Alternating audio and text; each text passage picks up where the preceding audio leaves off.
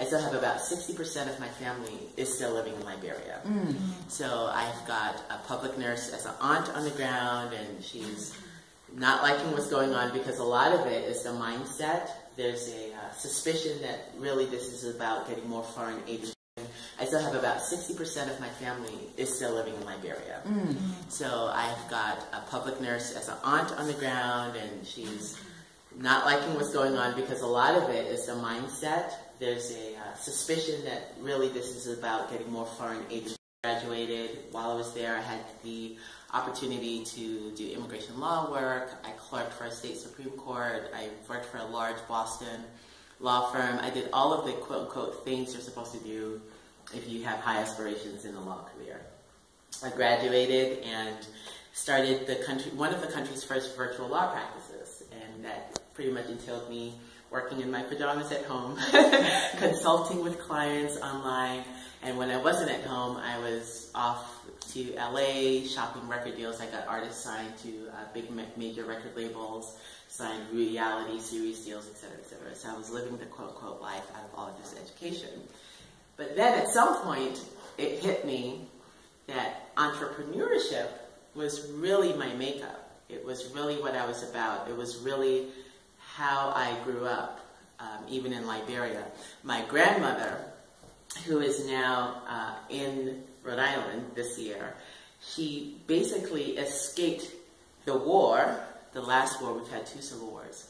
She escaped the war trading baking soda. That's how she got from one end of the country to the other. And I've always loved baking soda since. Baking soda is very precious. The way she did that, soldiers needed baking soda to clean their weapons. It's a hot commodity. So when she left, yes, it's good stuff. She left with a bag full of cassava roots and a bucket full of baking soda. And when she came upon soldiers, she literally bartered with them with the baking soda, just one by one, until she was able to get out of the country safely. But before the war happened, my grandmother, and this is all going to tie into entrepreneurship, my grandmother was the community lender. My grandmother was the one that lent money to, every Friday she would go down to the mines and she would lend money to the employees, and for an interest, and they would pay her back, and that's how she made her living. So she funded these people in their families and their ventures.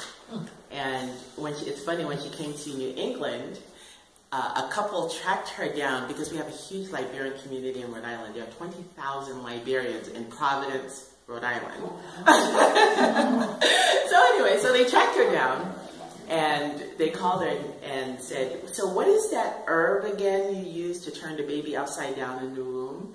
And sure enough, my grandmother knows of some herb in Liberia that if you give it to a pregnant mom, that baby will turn upside down and come out properly. So my grandmother pretty much became the go-to community person because of her lending business. And she used entrepreneurship to solve problems in her community.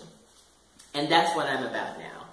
I want to instigate a national and international conversation on education, and to move it from academics to entrepreneurship. And so I am doing things like, I am now a contributor for Entrepreneur magazine, which is the country's leading entrepreneurship magazine. I am launching a television show that will start in November. It will be local at first on KSAW ABC, but I'm already in talks nationally for a book deal and different things. And the goal is to say that yes, we have focused on academic education, which has been great, but 50% of women worldwide are left behind in conflict areas and post-conflict areas, and they're the ones that are rebuilding their communities through entrepreneurship. They are the ones earning the monies to send their kids to school, because in other countries, including Liberia, you have to pay school fees. You can't just attend public school for free. That money has to come from somewhere. And so these women are the ones that are running small micro enterprises so that they can send their kids to school. And then in addition to that, they are trying to build up jobs in their community so that they can support other families, and on and on and on. And while the focus so far has been on academic education, which is great, there needs to be some support for these women who are trying to rebuild their community. And I also don't see that as a solution just for over there, you know, those developing countries. I see that as a solution for Magic Valley.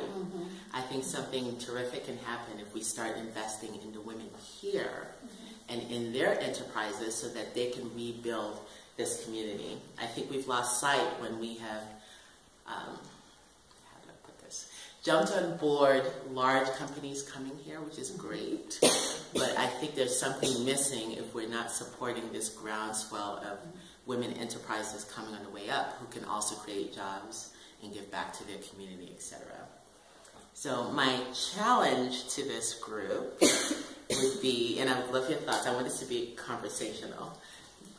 My challenge is to change the mindset from education, just academics, to entrepreneurship education.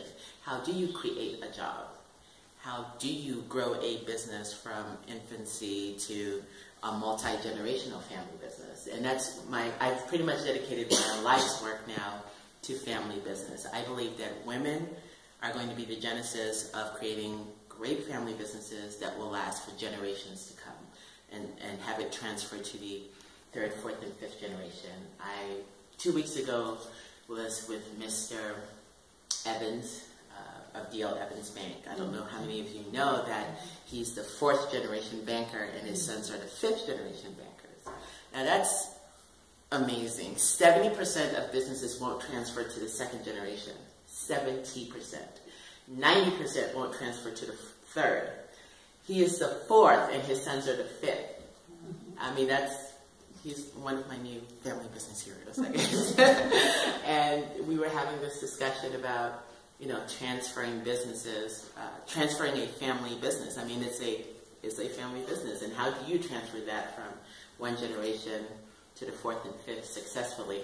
What does it mean for the community around him that he's able to do that from one generation to the next? And that's where, quite frankly, I think that's the next women's movement. I think it's going to be in supporting these women in terms of building up an enterprise around their families and growing their communities, developing their communities as a result. I really think that's my premise, and I just have faith in that is the next frontier of the women's movement, if you will. And so I would like to invite you all to become on board with that. Rather than see yourself as donors, I would encourage you to start seeing yourself as angel investors. What businesses can you start investing in? All the way from the micro enterprise that could use $500 to start a business idea to a bigger business that could use $200,000 or whatever dollars to start their businesses. And I think there's a lot of power in that. A lot of people ask me, well, why do you have time to, how is it that you have time to sit on boards and we always see you here and we always see you there? And it's simple, it's business. I run a business that gives me the flexibility to go to different activities.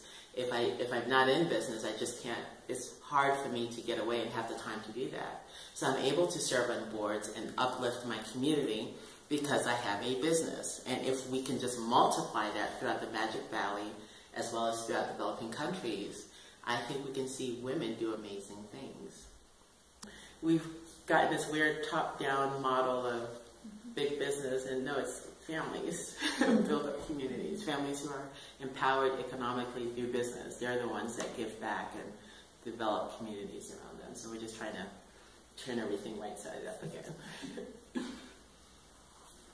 What I like about your idea is that you encourage people to invest themselves into the direction of their lives rather than just a handout.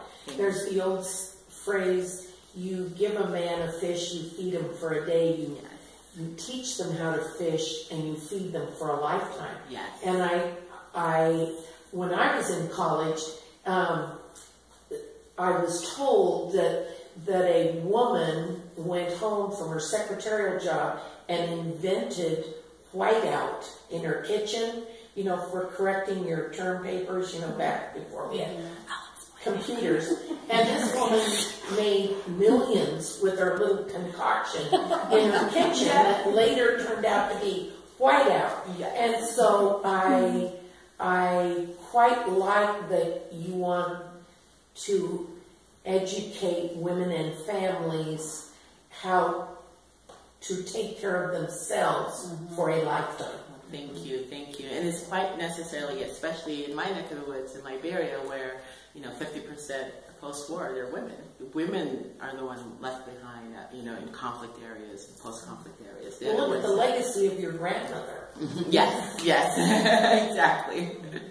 Yes, and so I think specifically focusing on women specifically in terms of entrepreneurship will be key, not just here, but thinking globally, looking at the developing countries around the world. It's women who are pretty much left with this issue due to, especially in conflict areas and post-conflict areas. And teenagers, but that's a talk for another day.